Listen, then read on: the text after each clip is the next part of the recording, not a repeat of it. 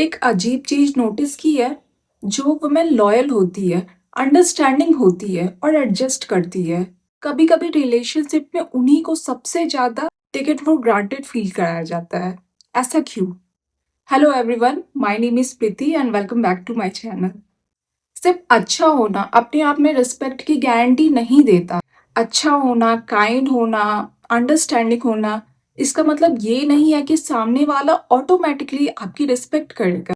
कभी कभी जब आप हर बार एडजस्ट करते हो, हर मिस्टेक को फॉरगिव कर देते हो और हर सिचुएशन में अवेलेबल रहते हो, तो सामने वाले आपकी काइंडनेस की वैल्यू करने के बजाय टेकन फॉर ग्रांटेड लेने लगता है।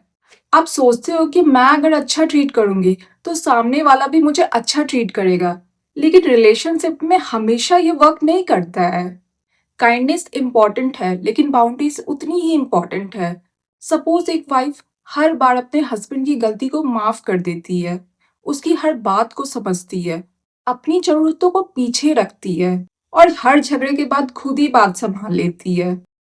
शुरुआत में ये प्यार और समझदारी लगती है, लेकिन अगर ये हमेशा होता रहे तो हस्बैंड को भी धीरे धीरे लगने लगता है ये नाराज तो होगी, लेकिन आखिर में मान ही जाएगी। यहीं से काइंडनेस की वैल्यू कम और टेकन फॉर ग्रांटेड होने की शुरुआत होती है।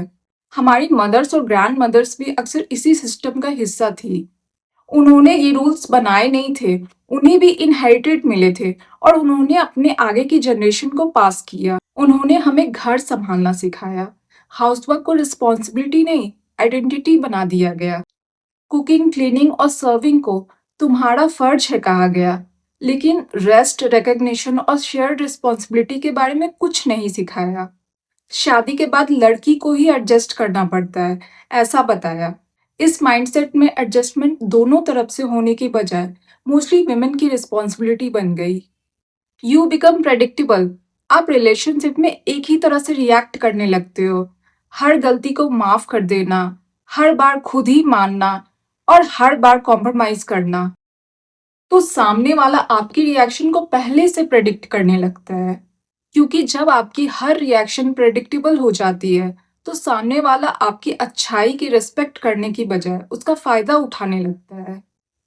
कई रिलेशनशिप में एक वाइफ बहुत ज्यादा देती है, time, attention, emotional support, understanding, care and compromise, लेकिन बदले में उसे सेम एफर्ट नहीं मिलता है। और जब वाइफ को सपोर्ट और केयर चाहिए होता है, तो हस्बैंड बोलता है तुम इतनी सी बात के लिए क्यों अपसेट हो। धीरे धीरे रिलेशनशिप वन साइडेड महसूस होने लगता है।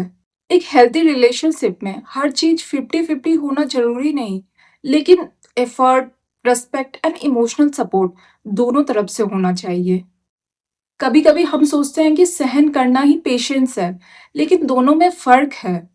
सपोज कभी कभी आपका पार्टनर स्ट्रेस्ड होकर चिड़चिड़ा हो जाता है, तो आप उसकी सिचुएशन को समझकर उनको स्पेस देते हो, ये पेशेंस है।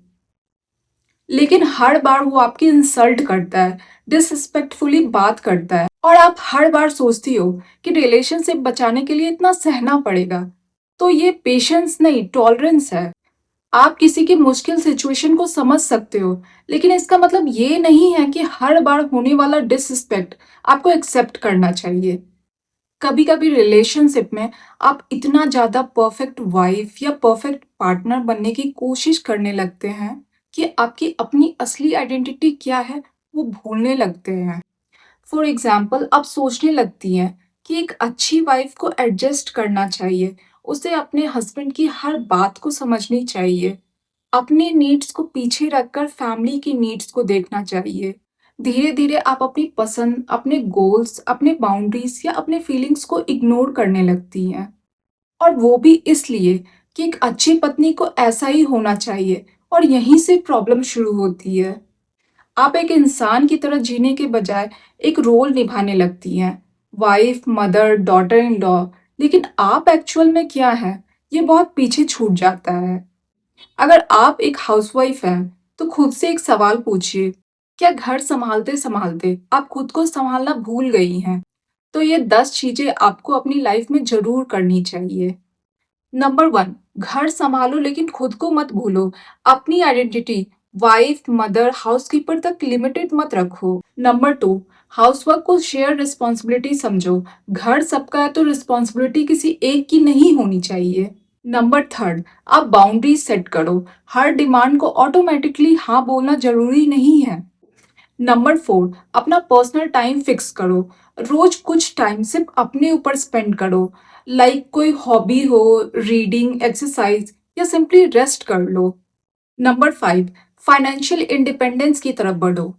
पॉसिबल हो तो कोई स्किल डेवलप करो, like work from home, content creation, freelancing या टीचिंग। या अपने पैशन को इनकम सोर्स में कन्वर्ट करो। ये आपको फाइनेंशियल फ्रीडम देगा। नंबर 6, अपने डिसीजंस में वॉइस रखो। घर के फाइनेंशियल और फैमिली डिसीजंस में आपकी ओपिनियन इक्वली इंपॉर्टेंट है। नंबर 7, हेल्प मांगने में गिल्ट फील मत करो। मैं सब खुद कर लूंगी, ये माइंडसेट को छोड़ना बहुत जरूरी है। नंबर 8, रिस्पेक्ट के लिए बाउंड्रीज रखो, सेक्रीफाइस नहीं। अच्छा होना जरूरी है लेकिन डिसरिस्पेक्ट को टॉलरेट करना जरूरी नहीं है। नंबर 9, अपने सोशल लाइफ को मेंटेन करो। फ्रेंड्स, फैमिली या अपने सपोर्टिव रिलेशनशिप से कनेक्टेड रहो। एंड नंबर 10, अपने फ्यूचर के बारे में सोचो। आज घर संभालना तुम्हारी रिस्पॉन्सिबिलिटी हो सकती है, लेकिन कल के लिए अपनी आइडेंटिटी, स्किल्स और ड्रीम्स को अलाइव रखो। एंड रिमेंबर दैट हाउसवाइफ होना तुम्हारी आइडेंटिटी का एक पार्ट है, पूरी आइडेंटिटी नहीं है। एंड मिलते हैं नेक्स्ट वीडियो में। Thanks for watching.